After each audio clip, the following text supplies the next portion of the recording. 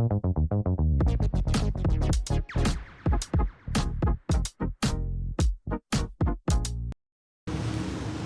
dia em que Eucana oferecia o seu sacrifício, dava uma parte para Penina e outra para todos os filhos e filhas dela. Mas a Ana ele dava 2 vezes mais, porque a amava, apesar de o Senhor a ter deixado estéril. Até aqui, pode sentar. Aleluia! Senhor, meu Deus, meu Pai, louvado e engrandecido seja o teu nome. Senhor, te agradeço mais uma vez, Pai, pela oportunidade de estar aqui, Senhor, falando a tua palavra. Senhor, toma me ajuda nas tuas mãos nessa hora, Pai, que eu venha diminuir, Senhor, e que tu cresças nesse lugar, Pai, e que, Senhor, através da minha vida, Pai, que possas me usar uma vez mais nesse lugar, Senhor, que possa falar, Senhor, com as pessoas que estão aqui, Pai, da mesma forma que tu falaste comigo, Senhor, aquilo que tu tens para falar nessa noite. Senhor, toma minha boca, Senhor, que só saia de mim, Pai, aquilo proveniente de ti, Senhor. É isso que eu te peço, Pai, te agradeço em nome de Jesus. Amém. Bom, e aí, nas últimas sextas que eu vim, né, cada pessoa trouxe uma parte dessa mensagem, né, uma parte desse episódio de Ana, né, que a Bíblia vem relatando. Na última sexta foi falado sobre gerar, foi falado sobre diversas questões, mas tinha um foco ali de gerar. Mas hoje eu quero falar um pouquinho ao contrário disso. Hoje eu quero falar sobre a esterilidade. Lá no versículo 5, nós lemos que, apesar de o Senhor a ter deixado estéril. E aí, em algumas traduções, né, vem dizendo que o Senhor tinha cerrado a madre de Ana, de que Ana não podia gerar, de que Ana era estéril. E o que isso significa então? Ana ser estéril significa o quê? Ana ser estéril significa que ela não poderia naturalmente gerar filhos. Ana poderia fazer o tratamento que fosse, poderia pagar os médicos mais caros da época, para fazer e contextualizando no dia de hoje. Se Ana estivesse no dia de hoje, ela podia fazer tratamento que fosse, pagar o médico que fosse, gastar o dinheiro que fosse. Ela não engravidaria, porque ela não podia gerar. Ela não tinha uma dificuldade de gerar. Ana não podia gerar. Ela era estéril. E aí, talvez seja redundante o que eu estou falando. Ah, Iracema, como assim? Ela tem dificuldade, ela não pode gerar? O resultado é o mesmo. Não poder gerar e ter dificuldade de gerar dá o mesmo resultado, de não ter filhos. Sim, concordo, é o mesmo resultado. Mas existe uma grande diferença entre ser infértil e ser estéril. O infértil é a pessoa que tem dificuldade. É aquela pessoa que vai ter dificuldades para gerar, vai apresentar diversas dificuldades que podem, em algum momento, atrapalhar o processo de gerar algo. Enquanto a pessoa que é estéril, ela não gera. Ela é impossibilitada. Ela não tem só dificuldade. Ela não tem a menor possibilidade de gerar. E isso tem que estar claro. Então, a pessoa infértil pode gerar. Pode. Com mais dificuldade, com tratamento, tendo que correr atrás daquilo que ela tem ali um problema dado e que você precisa tratar aquilo. Enquanto a pessoa, né, quando ela é estéril, de fato, ela não pode gerar. Entendendo então essa diferença, a gente tem biblicamente o relato de que Ana era estéril. Ana não podia gerar. Então, o que a gente entende nisso aqui? Com essa única palavra. Se Ana era estéril, para ela gerar Samuel, ela precisava de um milagre. Ela não poderia de maneira nenhuma gerar Samuel sem a ação divina de Deus. Por quê? Porque ela tinha uma impossibilidade irreversível. Então só quem pode reverter o irreversível? Deus. Então Ana precisava do sobrenatural, da manifestação do sobrenatural na vida dela, para que verdadeiramente ela pudesse viver o milagre dela. Para que verdadeiramente ela pudesse viver o sobrenatural. E aí, como é que a gente traz isso para as nossas vidas então? Para as nossas histórias? O título dessa mensagem de hoje, e aí meu marido já pode anotar aí, é: o que tem te impedido de gerar? A infertilidade ou a esterilidade? Hoje, você não tem gerado. O que você não tem gerado, e quando eu falo gerar, não é necessariamente uma criança. Gerar são diversas coisas. Gerar pode ser os sonhos. Será que você tem gerado sonhos? Gerar pode ser a autovalorização. Será que você consegue se olhar no espelho e se amar e identificar o seu valor? O que te falta hoje? O que você tem deixado de gerar? E baseado no que você tem deixado de gerar, você não gera porque você é infértil, porque você tem dificuldade, ou você não gera porque você é estéril. Você não tem a menor possibilidade de atuar nesse campo. Você não tem a menor possibilidade de gerar esse fruto. Por quê? Porque você é incapaz nesse período. Você é incapaz nessa área da sua vida. Quantas pessoas hoje estão na casa de Deus e pararam, por exemplo, de sonhar, porque não conseguem ter fé?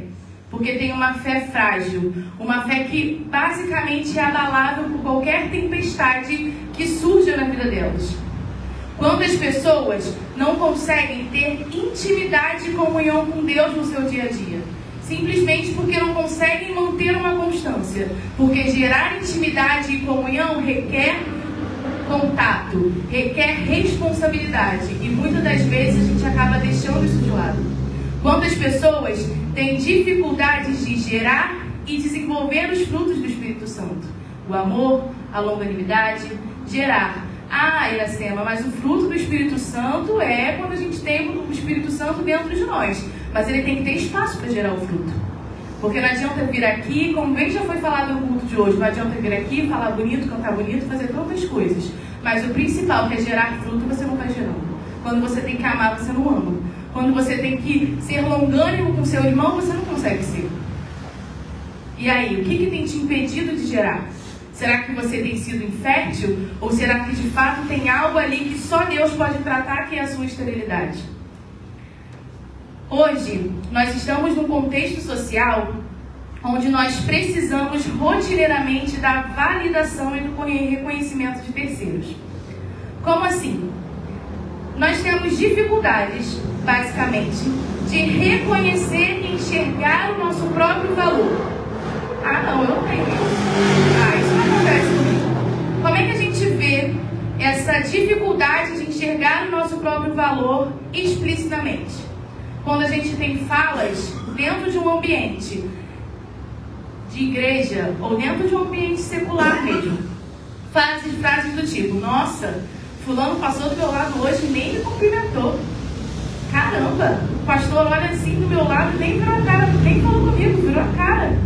Nossa, eu fiz isso, aquilo, eu vim aqui na igreja, varri, limpei, o pastor nem deu um muito obrigada. Quando a gente repete esse tipo, ou expõe esse tipo de frase, ou a gente expõe esse tipo de comentário, o que a gente está querendo dizer? Que a gente não enxerga o nosso valor. Eu preciso que outra pessoa reconheça o que eu fiz para validar as coisas que eu faço para Deus. Se eu venho aqui na frente e canto um louvor e eu preciso que o pastor ou o líder fale: nossa, você canta muito bem, significa que em primeiro momento talvez eu não tenha nem feito para Deus, eu fiz para validar aquilo, porque eu quero que as pessoas saibam que eu canto muito bem. Se eu venho aqui na frente falar sobre a palavra do Senhor e eu espero uma validação de: nossa, parabéns, você pregou muito bem. Será que eu estava pregando de fato aquilo que Deus queria que eu pregasse, ou só queria que o pastor me elogiasse porque eu falei alguma coisa interessante? Nós estamos rotineiramente buscando aprovação e reconhecimento, quando nós precisamos autovalorizar a nós mesmos.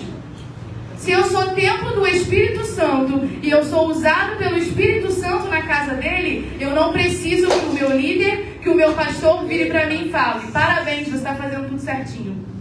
Porque se o Espírito Santo está dentro de mim, ele tem que testificar que eu estou fazendo certo.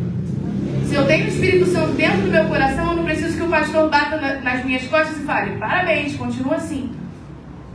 É claro que quando acontece, ótimo, que bom. Mas se não acontecer também, eu não tenho que ficar procurando a aprovação ou a autovalidação de outra pessoa. Porque isso é um problema. É um problema porque quando eu não consigo me autovalorizar, significa que tem alguma coisa errada em mim. Por que eu não consigo olhar para mim e entender ou enxergar que tem algo importante ou que tem algo de valor dentro de mim? O que será que tem acontecido e que tem me impedido verdadeiramente de gerar a autovalorização, de gerar o autorreconhecimento? E quando eu falo de autovalorização ou autorreconhecimento, eu não estou falando de egoísmo, de você reconhecer o valor que você tem, mas não reconhecer que você é valioso é uma questão também muito frágil, porque quando eu reconheço ou quando eu acho que eu não sou valioso, eu estou invalidando a parte valiosa que tem dentro de mim. Olha, Iracema pode não ser boa, mas tudo que tem de bom é Deus. Então, se Deus está dentro de mim e somos uma só carne, somos um só, então significa o quê? Que a parte preciosa de Deus precisa ser valorizada. Então, quando você olha Iracema, você pode olhar a parte ruim de Iracema é o homem, mas a parte boa é Deus. Então tem uma preciosidade ali, tem algo a ser valorizado ali. E eu preciso me enxergar enquanto essa pessoa que tem valor. E quando eu consigo verdadeiramente entender que muitas das vezes me falta essa questão de autovalorização, eu preciso entender o que tem me impedido de gerar isso, o que tem me impedido de gerar essa autovalorização, o que tem me impedido de gerar esse amor próprio. Será que é uma infertilidade ou será que é uma esterilidade? Por quê, querido? Quando uma pessoa, por exemplo, ela nunca foi amada, ela cresceu num lar destruído, ela cresceu num lar que basicamente nunca foi exposto o amor ali. As pessoas não se amavam, talvez ela nunca nem reconheceu e não sabe o que é o amor. Talvez ao longo da vida ela tenha calcificado isso nela e isso tenha gerado uma esterilidade. Como é que você vai dar amor se você não sabe o que é amor? Como é que você vai de fato se autovalorizar se você nunca nem soube o que é uma valorização? Se você cresceu num lar onde o amor não era posto, se você cresceu numa família completamente desestruturada, talvez você não saiba de fato o que é amor. E aí talvez seja muito mais difícil você conseguir se autovalorizar quando em momento nenhum da sua vida você aprendeu o que é a importância de ter um valor. E aí, quando você de fato encontra uma pessoa que seja assim, você identifica, olha, talvez essa pessoa nunca consiga se autovalorizar, porque é uma pessoa estéril de amor. É uma pessoa que não consegue gerar amor porque nunca teve amor. E aí a gente tem uma logo linda da igreja que fala, o próprio amor me amou, mas eu não sei reconhecer o que é amor. E aí, é muito bonito a gente chegar aqui na frente e falar, o próprio amor me amou, mas será que a gente consegue reconhecer o que é o amor? E quando a gente tem de fato alguém que tem essa dificuldade, temos uma pessoa estéril. E vimos com Ana que a esterilidade se vence como? A esterilidade se vence com o sobrenatural. O sobrenatural de Deus precisa se manifestar para que de fato essa esterilidade seja rompida, para que de fato essa esterilidade seja superada. Então, quando temos uma pessoa nesse contexto, temos uma pessoa que precisa da manifestação do sobrenatural de Deus. E enquanto cristãos, precisamos perceber se nós somos essas pessoas. Se nós somos a pessoa que não consegue reconhecer amor. E por conta disso, a gente acaba transferindo o nosso desamor para o outro. Por quê? Porque o próprio amor me ama. Ok, mas eu não consigo reconhecer esse amor. Se eu não consigo reconhecer esse amor, eu não consigo transbordar esse amor para o outro. Porque sim, a Bíblia vai falar, amar o próximo como a ti mesmo. Se eu não sei nem como me amar, como é que eu vou amar o outro? E aí eu não consigo transbordar amor no próximo, porque eu sou uma pessoa estéril. E eu preciso o quê? Buscar a Deus. Para quê? Para que a esterilidade seja jogada por terra.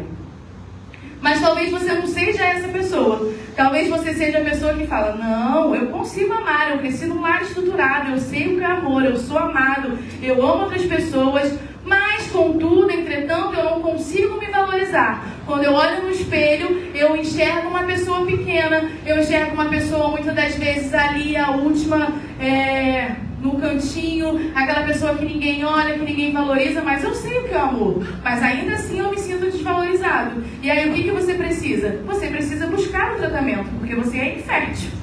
Você não consegue gerar porque você tem um problema. Né? Qual é o problema? Eu tenho dificuldade de enxergar o meu valor. O que você precisa? De terapia. Tratamento. E aí a gente tem, dentro da igreja, a gente tem dentro de ambientes que são espirituais, Como, por exemplo, a casa de Deus, pessoas que acham que, para que eu preciso de terapia? Eu tenho Deus. Para que existe um psicólogo? Para que existe um médico? Eu tenho Deus para fazer tudo. Deus vai fazer a parte dele, mas a nossa parte a gente precisa fazer. Eu preciso reconhecer que, se eu não consigo me autovalorizar, independente do motivo que seja, desde que seja um motivo tratável, eu preciso buscar tratamento, eu preciso dar o primeiro passo. Deus pode fazer um milagre? Deus pode fazer um milagre, mas eu preciso fazer a minha parte. E qual é a minha parte? Buscar ajuda. Reconhecer que eu preciso me autovalorizar. Reconhecer que eu tenho uma fragilidade emocional nessa área. Porque geralmente quando a gente tem, principalmente cargo dentro da igreja, a gente acha que a gente tem que ser forte o tempo inteiro. Eu tenho que chegar aqui na frente e mostrar, nossa, eu sou o pastor da igreja, eu sou o presbítero, eu sou o diácono, eu sou o que for dentro da igreja e eu não tenho fragilidade. Não, querido, você é o primeiro a ter fragilidade. Porque senão Paulo não falaria que ele era o primeiro a ser o pecador.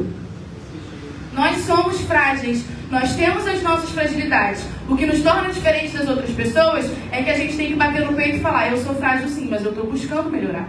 Eu estou buscando a força em Deus, mas eu sei que eu preciso melhorar em vários aspectos e nas minhas fragilidades eu preciso melhorar. E eu preciso entender isso, porque quando eu não entendo, isso calcifica a longo prazo. E aí aquilo que antes era infértil se torna tão comum no seu dia a dia que você passa a ser uma pessoa estéril. E aí você está ali dentro da igreja, mas você não consegue dar amor ao próximo. Por quê? Porque você já calcificou aquilo dentro de você. Ah, eu sou assim, vou morrer assim. Estou dando amor do meu jeito. E não foi, Deus não te chamou para dar amor ao outro do seu jeito. Deus te chamou para amar o próximo como a ti mesmo. Reconhecendo o amor que vem de Deus para a sua vida. Então precisamos entender isso. Precisamos entender, nossa, será que eu não tenho de fato gerado uma autovalorização porque eu sou infértil? Ou será que eu não tenho conseguido gerar uma autovalorização porque eu sou estéril? Porque de fato há algo em mim que eu não consigo lidar. Há algo em mim que eu não consigo tratar. E que só Deus pode tirar isso de dentro de mim. Isso é uma autorreflexão que precisamos fazer nessa noite. Uma autorreflexão de onde eu preciso enxergar e reconhecer que está o meu problema. Ou a falta que eu tenho na hora de gerar esse ponto. Outra questão que nós temos também é o bom testemunho. Gerar um bom testemunho, ele requer inúmeras características. Para eu conseguir gerar um bom testemunho, eu preciso ser uma pessoa que tenha uma boa comunicação, eu preciso ser uma pessoa que tenha os frutos do Espírito Santo, eu preciso ser a mesma pessoa dentro e fora da igreja.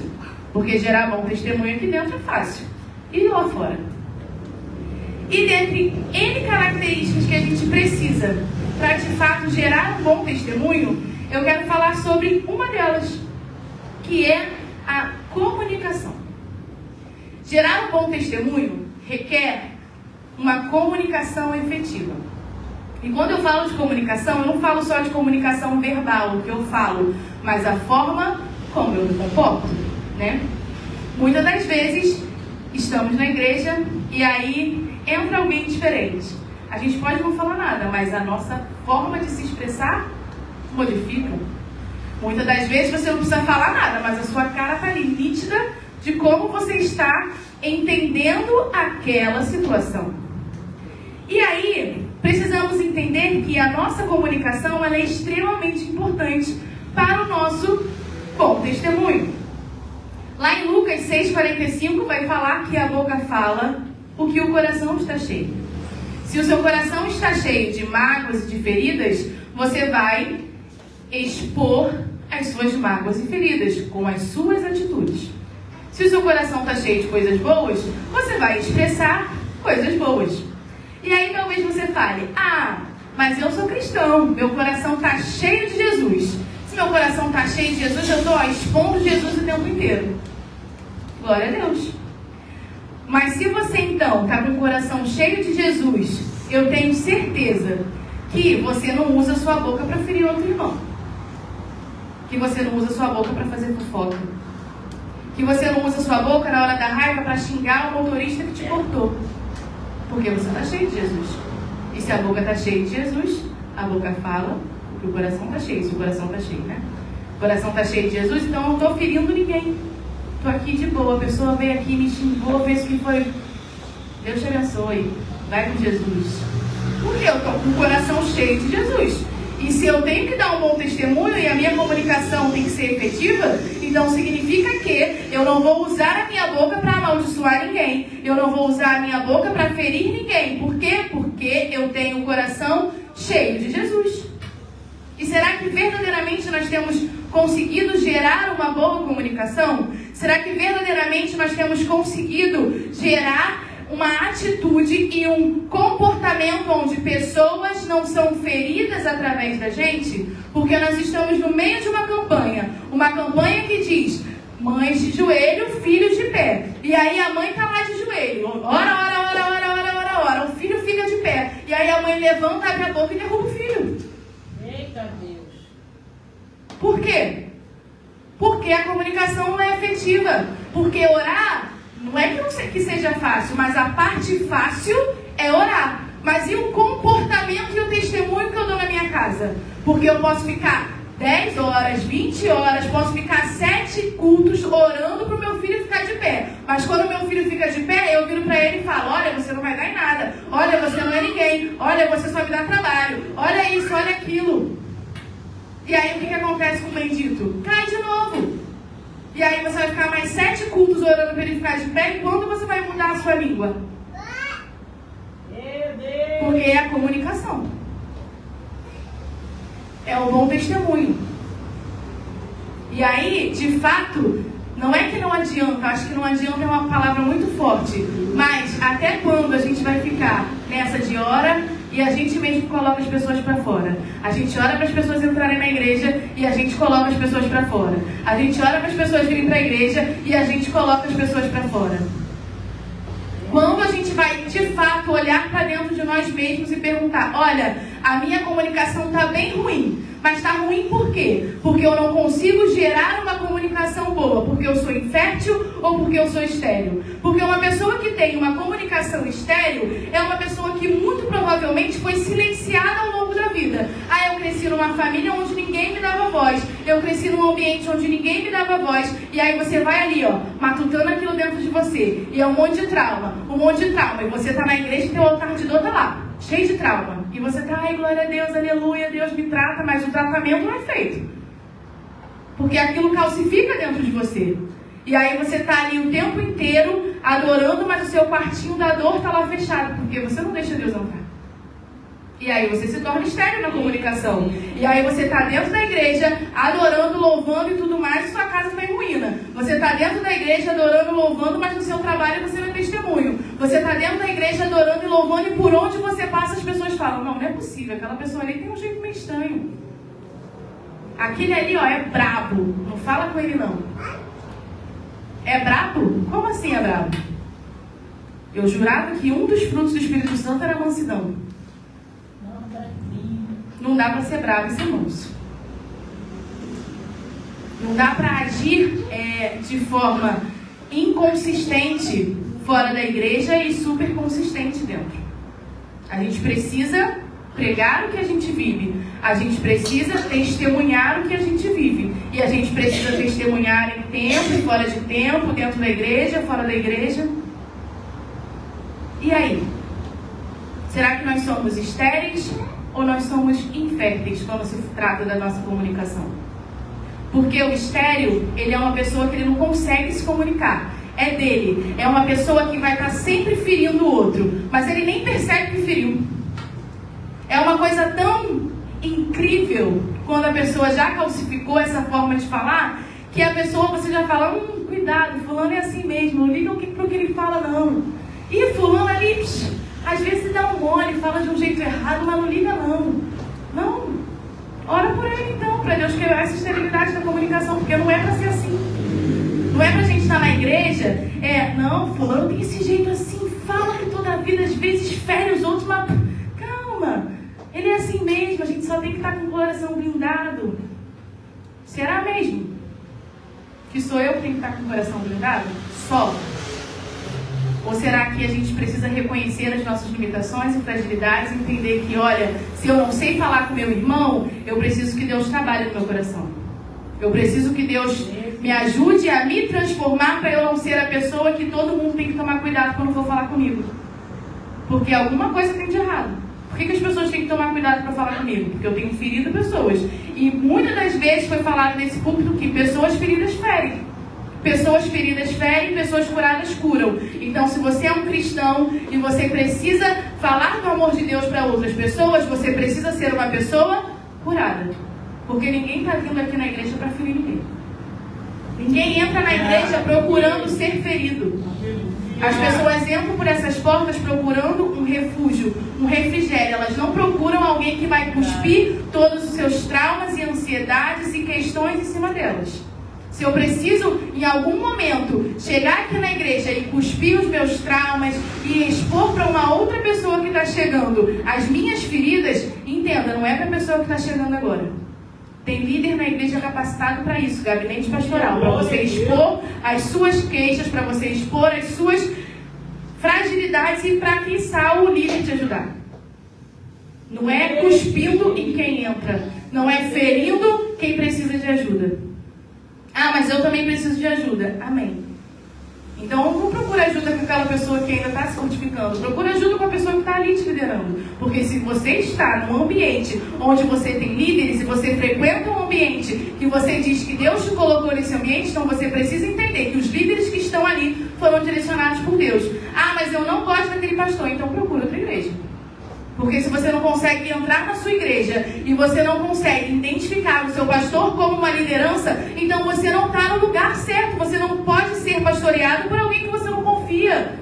Você não pode ser pastoreado por alguém que você não confia ou acha que não é digno de cuidar de você. Porque entenda, neste espaço você é ovelha e o seu líder é o pastor. Não é a ovelha que manda no pastor. Isso não é bíblico. Não é a ovelha que manda no pastor. Se eu não confio no meu pastor para expor aquilo que eu sinto, então você está no rebanho errado. E Deus, com as suas multiformas, tem diversos rebanhos por aí. Entendam, a igreja é uma só. Mas Deus, por sua muita misericórdia, deixou vários ambientes cristãos para você poder ter ali comunhão com outros irmãos. Então, se você não está dentro dessa igreja porque você não se sente à vontade, amém, você pode estar em outra, mas você precisa confiar na sua liderança. Porque se não sabe o que acontece, a gente entra e segue cuspindo em gente que está entrando. Ah, porque aquele pastor isso, aquele pastor aquilo. Cara, então sai da igreja. Talvez seja forte falar isso, mas não adianta eu estar dentro de um rebanho onde eu não confio na minha liderança. Porque nós temos fragilidades. Temos potencialidades? Temos. Amém. Mas eu hoje não fui chamada para falar de potencialidade. Eu fui chamada para falar de fragilidade, porque eu também tenho. E eu preciso reconhecer as minhas fragilidades. E quando eu reconheço as minhas fragilidades, eu preciso entender que existem pessoas que estão direcionadas por Deus para cuidar de mim. E quando eu reconheço isso, eu dou o primeiro passo. O primeiro passo o quê? Para me tornar alguém transformado. Eu dou o primeiro passo para me transformar em alguém melhor. Por quê? Porque o estéril, como eu falei para vocês, a pessoa nem liga mais se está ferindo ou se não está. Mas o infértil, ele sabe. O infértil, ele sabe, olha, eu tenho dificuldade de comunicação, mas tá bom. Tá assim, todo mundo está acostumado comigo. O infértil é aquela pessoa que sabe ali que tem um problema de se comunicar, mas segue fazendo isso. E será que nós hoje estamos em que patamar? Estou no patamar de esterilidade? Então preciso orar para Deus me transformar. Estou no patamar de infertilidade? Então eu preciso dar o primeiro passo e reconhecer que eu preciso mudar. Reconhecer que, olha, eu não tenho uma boa comunicação. Olha, eu sou uma pessoa estourada. Eu sei que quando o carro me fecha no trânsito, eu fico ali. Deus, tem misericórdia que se tu voltasse agora eu ficava. Eu sou essa pessoa. Então eu preciso pedir para Deus me libertar. Eu preciso buscar estratégias. Se o meu problema é o trânsito, então eu vou parar de dirigir, vou fazer alguma coisa, vou botar um louvor e esquecer o que está acontecendo lá fora. Mas eu preciso buscar estratégias para deixar de ou tratar uma infertilidade que eu tenho. Tratamento. Eu preciso buscar tratamento para essa infertilidade. Ah, não, é esterilidade? Não, eu não consigo mudar. Olha, isso está entranhado dentro de mim. Então faz como Ana, bota o joelho no chão e ora e pede para Deus curar. Pede para Deus te ajudar a gerar uma boa comunicação. Porque precisamos de uma boa comunicação para quê? Para gerar testemunho. Mas e quando se trata dos nossos sonhos? O que nos impede de gerar? Temos hoje uma geração que muitas das vezes deixa de sonhar. Sonhar por quê? Porque sonhar exige fé, exige confiança. Deus falar para você, olha, eu vou te levar em tal lugar, você vai alcançar tais coisas. Será mesmo? Acho que é coisa da minha cabeça. Acho que não foi isso que Deus me falou, não. Olha, vai acontecer isso e isso na sua vida.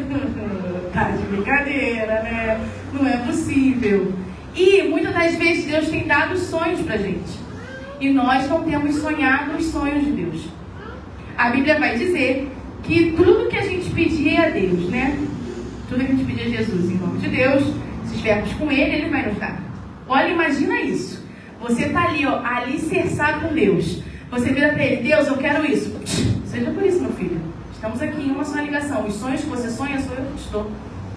Sabe esse sonho que você está aí brotando no seu coração, por mais absurdo que seja, né, os seus olhos, por mais distante que pareça nos seus olhos, a gente está alicerçado, sou eu que estou te dando. Glória a Deus. Ah, mas é muito distante, Deus. Sou eu que estou te dando. Você está alicerçado? Se você está alicerçado em Deus, significa que o Espírito Santo atua e trabalha e mora dentro de você. E se o Espírito Santo está te falando, eu vou te levar além, acredite, ele vai te levar além, porque ele está dentro de você, ele está te sinalizando. O que você sonha é o que Deus sonha. Glória a Deus. Mas é condicional.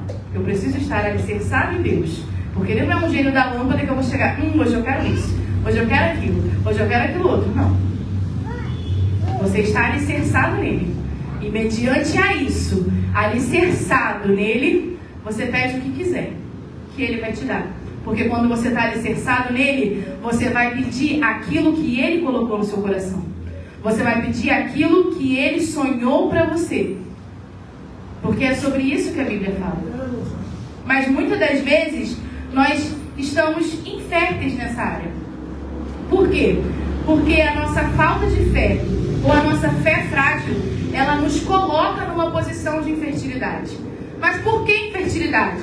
Porque a falta de fé, ela também é tratamento. Porque se eu enxergo e eu reconheço que eu tenho falta de fé, eu preciso correr atrás disso. Eu preciso fazer o quê? Orar mais, buscar mais, me encher mais de Deus. E aí sim eu consigo gerar o fruto da fé. Depende de mim. Depende de Deus também? Claro que depende de Deus, ele vai te encher, mas depende da sua busca, da sua entrega. Então depende de você, coloca lá o primeiro passo, para você conseguir gerar o quê? Os seus sonhos, para você conseguir gerar a sua fé em Deus, e para você conseguir verdadeiramente superar essa infertilidade que você está vivendo. Mas, pode ser que você esteja estéril em relação aos sonhos. Como assim? Ah, eu tenho muitos traumas na minha vida.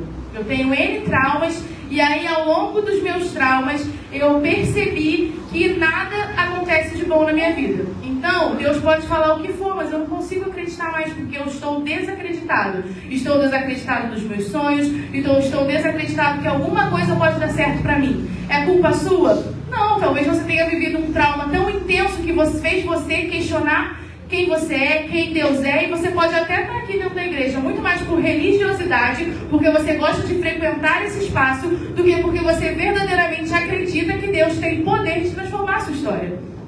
E aí sim, você é uma pessoa estéril em relação aos seus sonhos. E aí, esterilidade é tratamento? Não, esterilidade é cura. Esterilidade é cura do alto. Senhor, olha, eu passei por muitos traumas na minha vida. Eu até tento, eu vou lá, eu oro, eu busco, mas eu não consigo desenvolver essa fé que tanto fala na Bíblia. Eu não consigo acreditar que na minha vida pode acontecer. Eu preciso ser curado.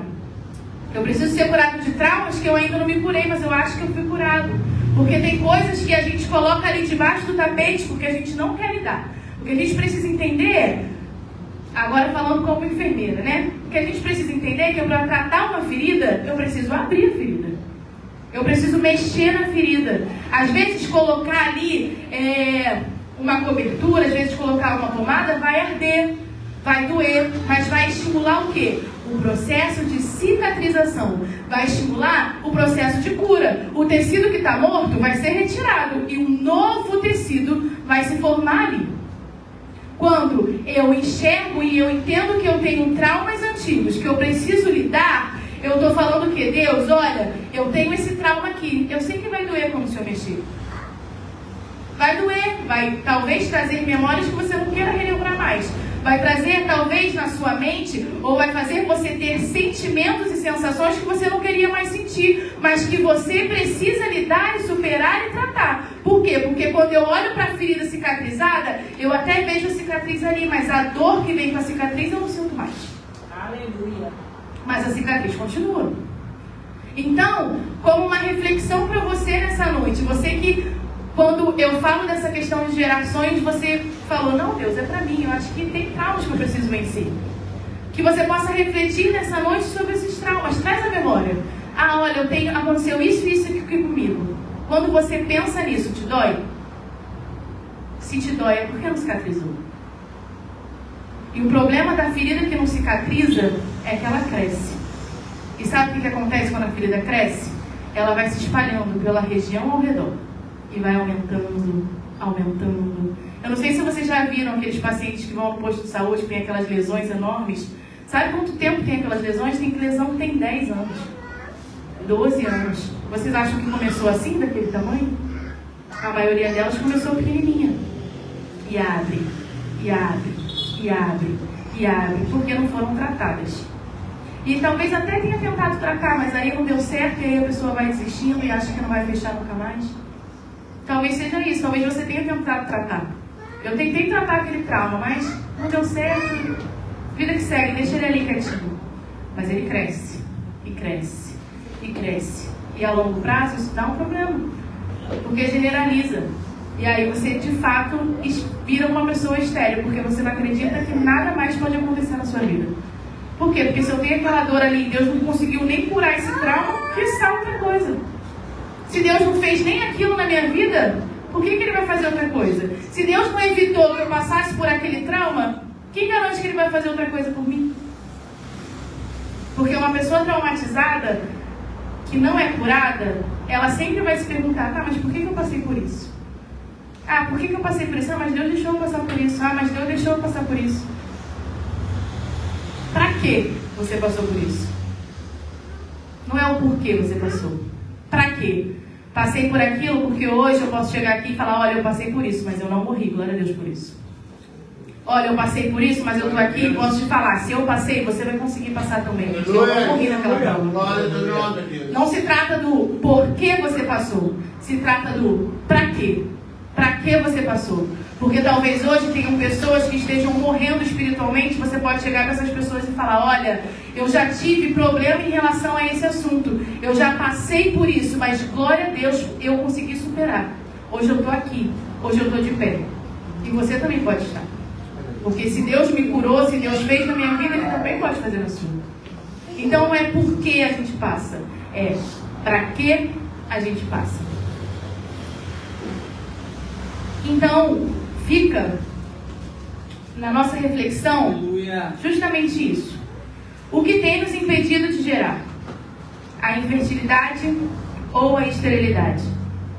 Se é a infertilidade, que verdadeiramente nessa noite você possa reconhecer que você precisa melhorar, nós precisamos melhorar.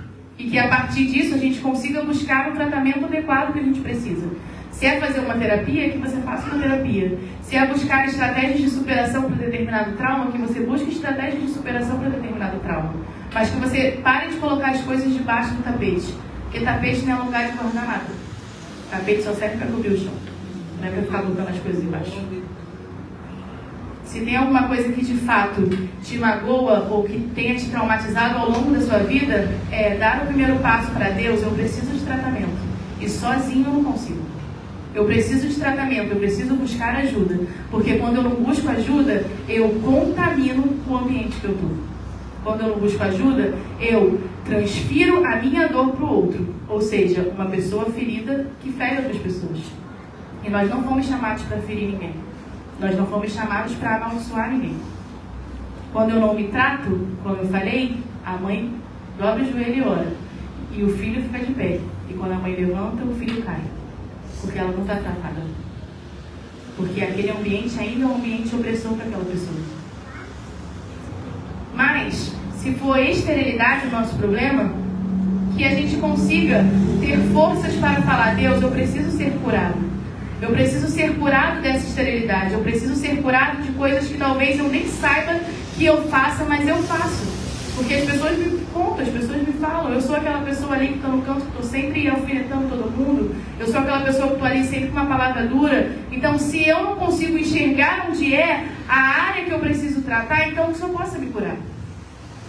Mas que a gente tenha essa percepção, que a gente consiga refletir sobre: estou estéril, estou infértil, se eu estou um ou outro, Deus, eu preciso de cuidado.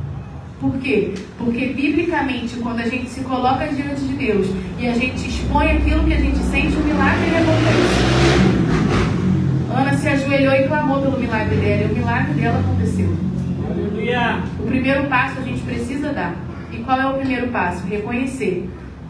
Onde é que eu não estou gerando? E por que eu não estou gerando? Será que eu sou infértil?